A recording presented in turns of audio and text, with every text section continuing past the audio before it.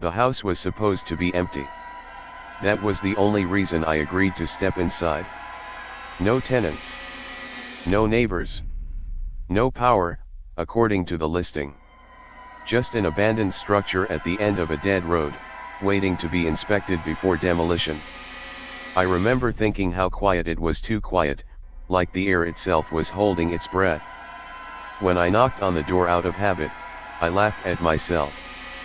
Then someone knocked back. Not from outside. From inside. I froze, hands still raised, heart slamming so hard I could feel it in my throat. I told myself it was wood settling, some trick of old beams and wind. But the knock came again. 3 slow taps. Intentional. Measured. Like someone answering a question I hadn't meant to ask. I pushed the door open. The smell hit first: dust, rot, something metallic underneath. The hallway was dark, but not empty. Furniture sat exactly where it would be in a lived-in home, a coat draped over a chair, shoes by the wall, a lamp plugged into nothing. I called out, my voice echoing wrong, stretched thin by the walls. "Hello," I said. The word felt stolen the moment it left my mouth. "Hello," came the reply. Same tone. Same pitch. Same voice. It came from deeper in the house. I stepped back, ready to leave, but the door slammed shut behind me. The sound cracked through the hallway, loud enough to make the ceiling tremble. I spun around, fumbling for the handle. It wouldn't move. My phone had no signal, no bars, no emergency call, nothing. That was when I noticed the lights were on. Every single one. Warm, yellow, welcoming. The voice spoke again, closer now. "You finally came." I didn't ask who it was. I didn't ask how. I asked the only thing that mattered. "Is anyone else here?" There was a pause. Long enough to feel deliberate. "Yes," the voice said softly. "There's you." The hallway seemed to narrow. The walls leaned in, listening. Somewhere upstairs, footsteps began to move. Slow. Heavy.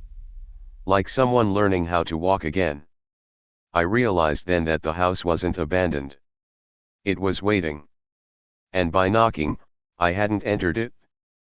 I had answered it. The footsteps above me stopped the moment I looked toward the staircase. Silence returned, thick and suffocating. The lights flickered once, as if the house blinked. I stood perfectly still, afraid that any movement would remind it I was real. My reflection stared back at me from a dusty mirror on the wall, but it lagged just a fraction of a second behind my movements. "Don't go upstairs," the voice said gently, now coming from everywhere at once. "You're not ready yet." "Ready for what?"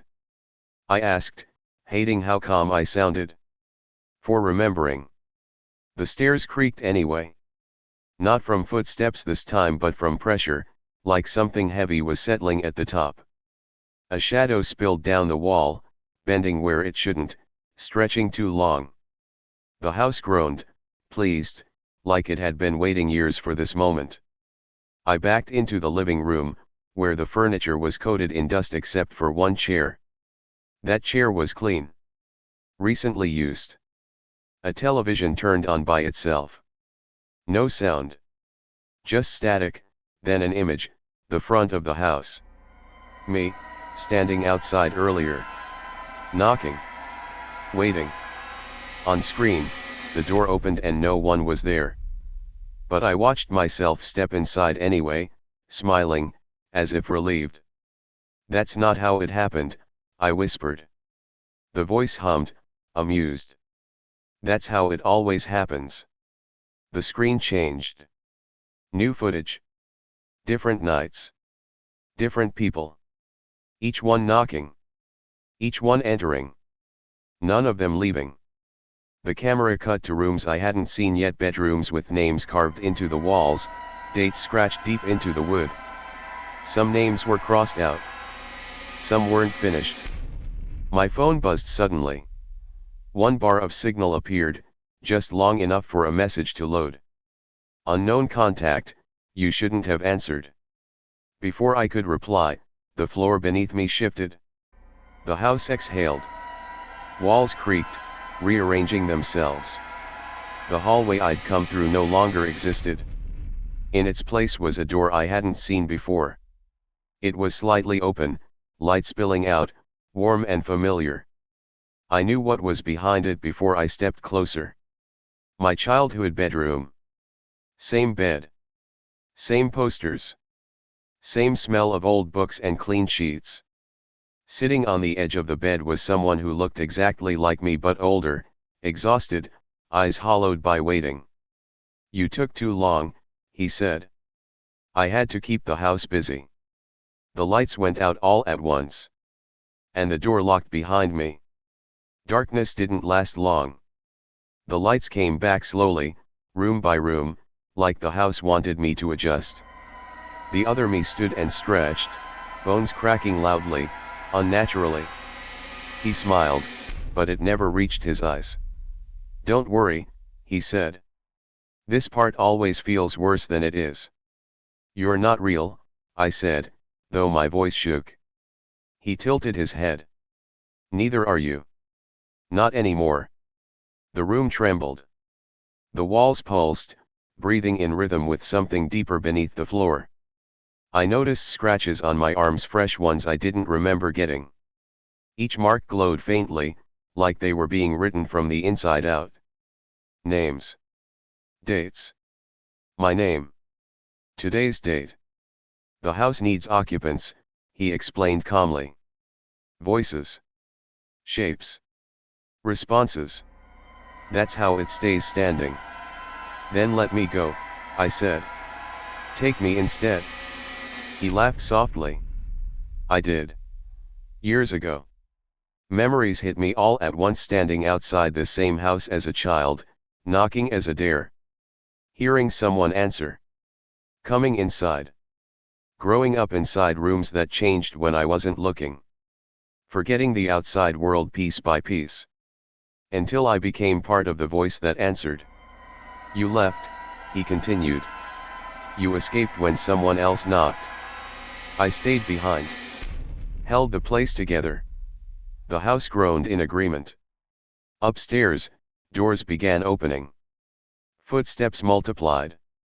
Whispers filled the air, half-formed voices, stolen voices, voices that once belonged to people who thought an empty house couldn't answer back. The other me stepped toward the doorway, already fading, his outline blurring into the walls. "It's your turn now," he said gently. "Just answer when they knock." The front door slammed somewhere far away. Then came the sound that sealed everything. A knock. Sharp. Curious. Hopeful. The house leaned toward it, listening. Waiting. I felt my mouth move before I could stop it. Felt the words rise up, practiced, familiar. "Hello." The house smiled. "I stand in the hallway now, every day and every night, blending together. The house feels different when you're part of it, warmer, hungrier. It listens through me. Sees through me. When the lights flicker, it's because I blinked. When the floor creaks, it's because I shifted my weight. People still come. Fewer now, but they always do. Curiosity never dies. They knock the same way I once did, half expecting no answer, already smiling at the idea of an empty place.